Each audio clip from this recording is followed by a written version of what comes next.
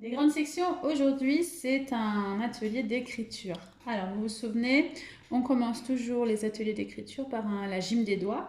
Donc, on va délier, muscler, travailler nos doigts qui nous servent à bien tenir le crayon. Je vous ai montré dans la première séance quelques exercices que vous pouvez faire.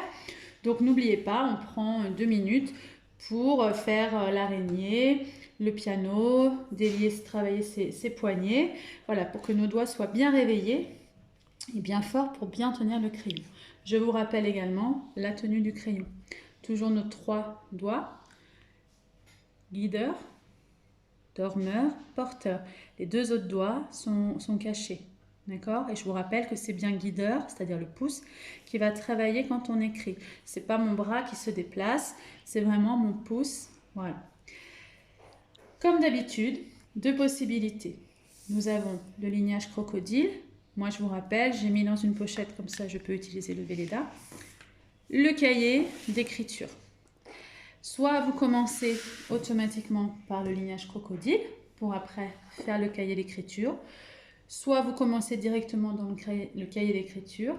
Soit vous restez sur le lignage crocodile si c'est trop compliqué de passer dans le cahier. Ce n'est pas un problème, on ne force pas l'écriture, ça viendra au fur et à mesure. Si le lignage crocodile lui-même, c'est trop petit pour vous, on continue sur l'ardoise. Voilà, il n'y a vraiment aucun problème. Le but, c'est d'avoir vraiment ancré les gestes dans la main. La diminution de la taille, si elle ne vient qu'en CP, c'est pas un problème, donc vous vous adaptez à la maison. Allez, on commence aujourd'hui.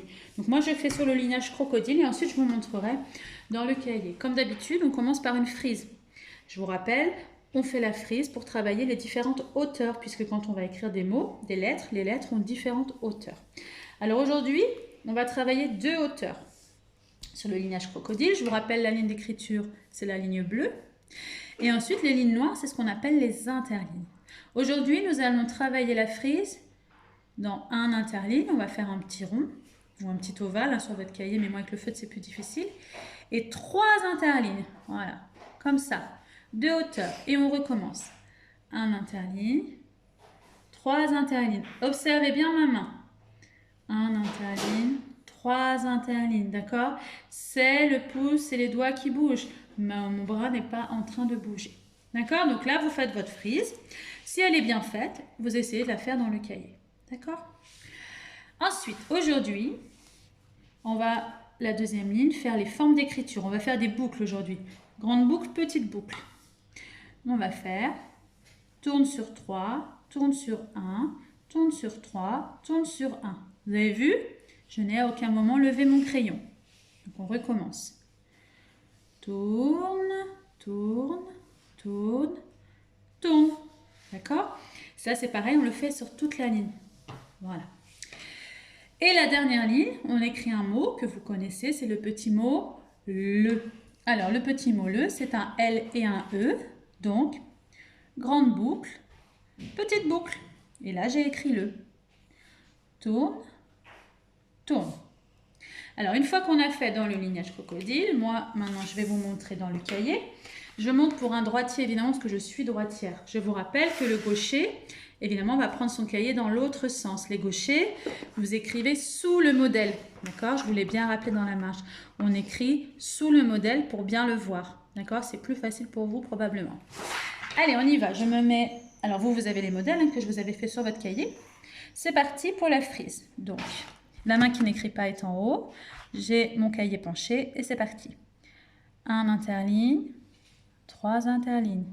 Un interligne, 3, 1, 3. C'est la hauteur qui est importante. Hein. Si on n'arrive pas à faire un joli ovale, voilà, c'est pas très grave. C'est vraiment d'essayer de respecter les hauteurs. Deuxième ligne.